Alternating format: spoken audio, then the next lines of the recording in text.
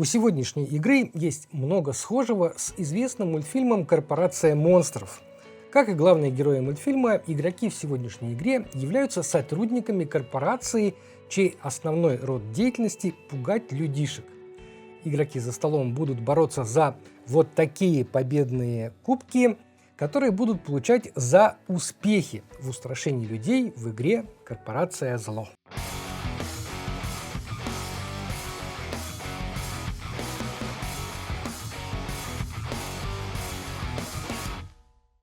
У игры есть три режима – дуэль, втроем и командный 2 на 2. Я сегодня покажу, как играть 1 на 1, а в конце расскажу, чем отличаются другие режимы. Вот это два планшета поселений. Именно там мы и будем наводить страх и ужас на местных жителей. Каждое поселение разделено на две половины, игроки садятся друг напротив друга, я буду пугать свою половину, а мой соперник свою. И на мою не имеет права лазить. Вот это трек устрашения. Если я буду хорошо пугать людей, человечек будет убегать в сторону моего соперника. А если он лучше, то в мою сторону. По дороге, если я буду пересекать вот эти клетки, я буду двигать щит завоевания ближе к заветному кубку. В центре поселения размещаются две фишки – фишка добычи и камень силы. А в порту по 2 монеты на каждую из портовых зон. В это поселение 2 монеты и в это поселение по 2 монеты в каждую зону. У каждого игрока есть свой мешочек со стартовым запасом жетонов монстров. В начале игры вы тянете из мешка по 5 жетонов и прячете их от глаз соперника за специальную ширму. В другом мешке находится еще 45 жетонов монстров корпорации зло. Перед началом партии вы случайным образом достаете 5 монстров и кладете вот сюда на 5 специальных слотов отдела кадров нашей корпорации. Сегодня сплошные красные попались. В кабинете рядом размещаются 3 демона. Случайным образом определяется первый игрок, он получает фишку первого игрока, и вы готовы играть в игру «Корпорация зло».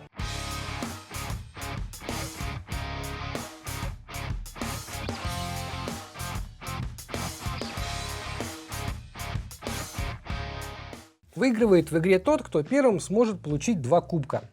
Причем неважно, будут они с одного поселения или один с одного, а другой с другого. Получить кубок можно 2 способами. Либо так сильно напугать человека, что он добежит до кубка на стороне противника, либо постепенно сдвигать щит завоевания так, чтобы он оказался в зоне с кубками. В свой ход игрок может сделать одно действие.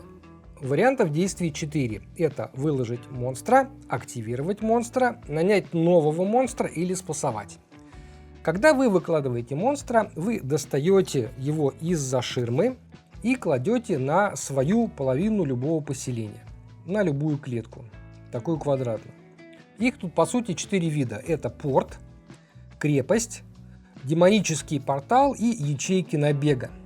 Если вы кладете монстра в одну из ячеек набега, вы пугаете людей и двигаете фигурку человека на столько ячеек в сторону противника, какая сила указана на жетоне монстра. Ну, например, если я возьму вот такой жетон монстра силой 1 и положу его вот сюда, то я сдвину человечка на единичку по направлению к противнику. Все очень просто. Есть только 2 нюанса. Если вы первый, кто выкладывает сюда красного монстра, вот как я в данном случае, вы забираете фишку добычи и столько монет из запаса, какова сила этого красного монстра. Ну, то есть я вот положил красного монстра силой 1, значит, 1 монету я себе получаю. А если вы первый, кто выкладывает сюда синего монстра, вы забираете камень силы. Он будет работать как тайбрейкер в конце раунда, и его обладатель выиграет раунд, если по очкам он завершится в ничью. По похожему принципу работает порт. Кто первый привел в порт желтого монстра, тот может забрать себе обе монеты, которые лежат в соответствующей зоне. Кто первым привел синего монстра или красного, забирает себе обе монеты вот с этой зоны.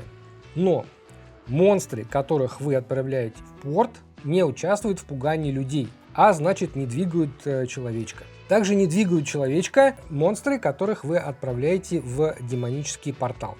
Вообще туда только демонов можно разместить, а это только синие жетоны. Через этот портал демоны обращаются к своему руководству.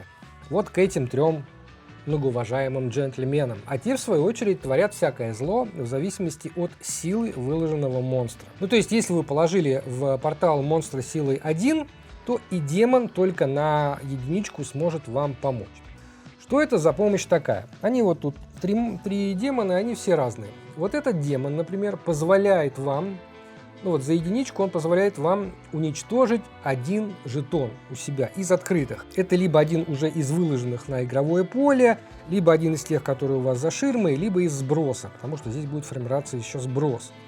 Ну, поскольку это бэкбилдер, да, то есть игра, в которой вы формируете состав вашего мешка, и вы хотите, чтобы в мешке оставались только самые лучшие тайлы, вот этот демон достаточно полезен. Если бы вы положили сюда монстра силой 3, то вы целых 3 жетона могли бы уничтожить. Вот этот демон позволяет вам ударить соперника, отправить в их сброс монстра с соответствующей силой. Силой 1, 1 или 2. Только если вы используете монстра силой 1 у себя, то вы за это еще должны будете заплатить 2 монетки. И вот этот монстр, он позволяет вам достать из мешка своего ну, еще определенное количество тайлов, а потом вернуть обратно. Ну, то есть немножко так достать из мешочка себе нужные жетоны. После помощи, кстати, демон переворачивается. И в этом раунде становится недоступен. И последнее, куда вы можете отправить своего монстра, это крепость. Она работает как ячейка набега, то есть вы двигаете человечка, но в конце раунда все монстры из поселения отправляются в сброс, а вот этого при желании вы сможете оставить на следующий раунд, если заплатите 2 монеты. Второй вариант действия – активировать монстр. У некоторых монстров есть дополнительные способности.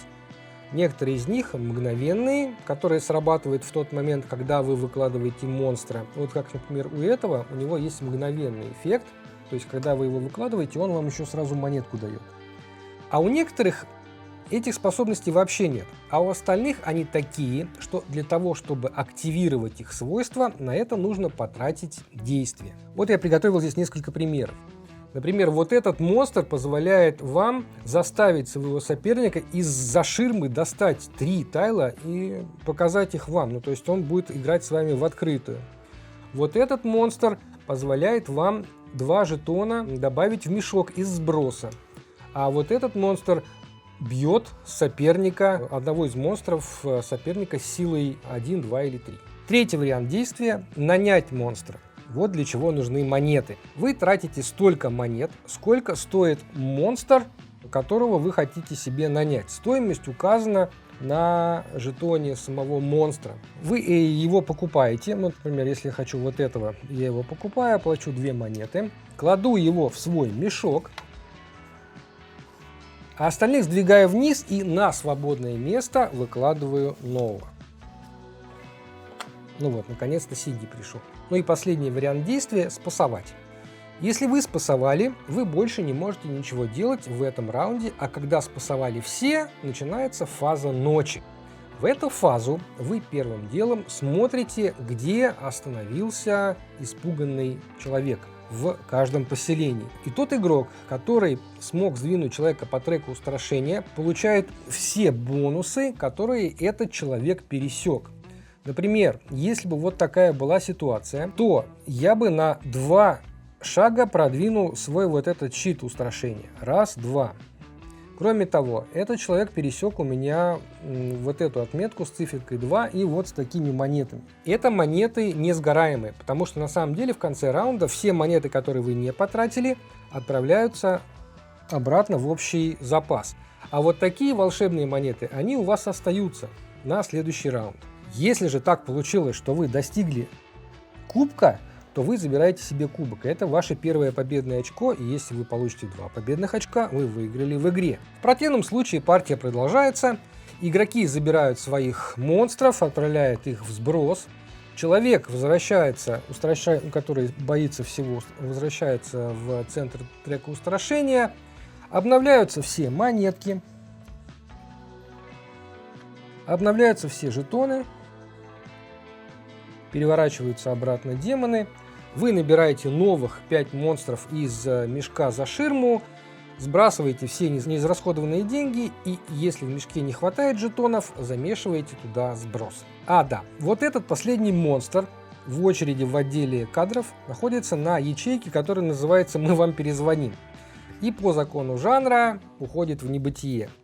Все остальные сдвигаются, и на свободное место из мешка достается очередной монстр. Важный нюанс. Если кто-то таки добыл себе кубок с поселения, то этот планшет, с которого этот кубок был добыт, переворачивается на другую сторону. Там у нас монет побольше, немножко по-другому башни работают. В общем, есть свои нюансы. Но в целом другая сторона работает так же. Я вам обещал рассказать, чем отличаются другие режимы. При игре втроем и вчетвером добавляется третий планшет поселения. Если вас трое, то планшеты располагаются между игроками, и каждому игроку доступны только те поселения, которые находятся справа и слева от него. А при игре вчетвером все планшеты кладутся в одну линию, а команды садятся друг напротив друга. У каждого игрока есть свои ширмы, общий мешок и бюджет денег. И общая победа на двоих. Игроки отвечают за свои поселения и за центральные. Центральные, получается, общие на двоих. Вот такая, на мой взгляд, необычная игра получилась. Бэкбилдер, перетягивание каната с кучей вариантов стратегий и выбора действий. Понравилось, что игра заставляет следить за соперником. Что он делает, что покупает, что может сделать. Потому что теоретически игру можно выиграть за один хорошо спланированный раш. 2 поселения, за которыми нужно следить, увеличивают вот этот масштаб происходящего и варианты действий соперников. Единственное, не всем понравится количество нюансов для такой, в общем-то, несложной по задумке игры. Какого куда монстра можно положить, а будут ли работать способности, если его переместить, будут ли работать способности монстра в башне, если его там оставить и так далее. Время партии от 20 минут, а способности монстров очень разнообразны. Да, они все понятно и крупно описаны в конце правил, но это как минимум предполагает, что игра не для одной ознакомительной партии, а для более-менее серьезного наигрыша всеми игроками, потому что игрок с опытом без проблем обыграет новичка. Тем не менее, игра классная, со множеством приятных моментов.